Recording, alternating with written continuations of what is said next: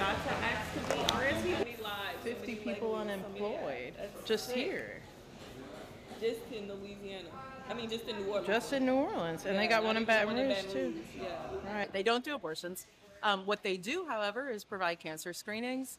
In these days, these post-op days, what they've been doing is actually more important because it's been really difficult for folks to get prenatal visits before the 12th week or to get miscarriage management or emergency care because of the chilling effect of the abortion ban. Doctors are afraid to provide that care, even though, hypothetically, it's legally protected.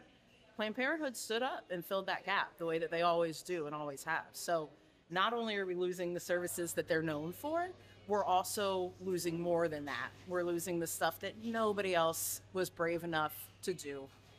And so now we just don't have that.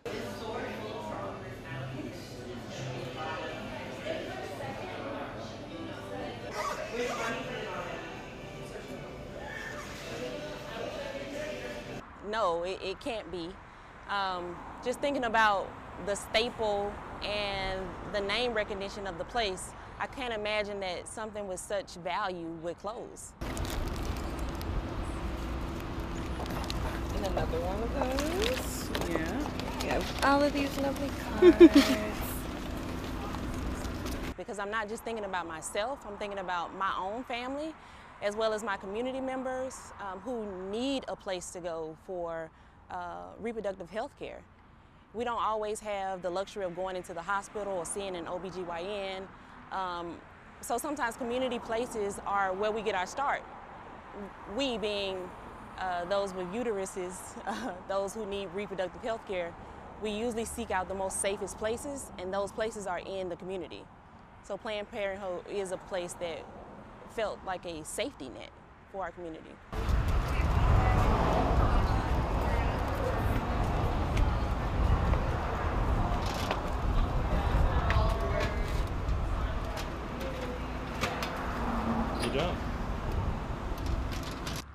It really makes me emotional just thinking about people not having access to a safe space where they can receive trusted, evidence-based information about sexual health or reproductive health.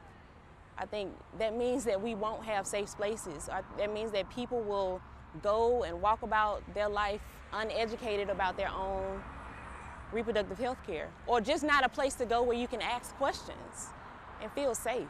I think I really get emotional about just that idea of not having a place to go.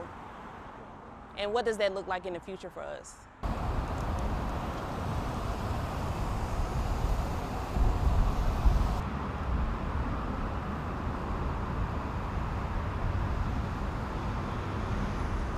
This reproductive justice movement is a 10-year to 20-year investment when you're thinking about the damage that it will do to not just this generation, but generations to come. And thinking about what you're telling your kids and what you're telling children with bodies about having access to that. Safe spaces is what we need.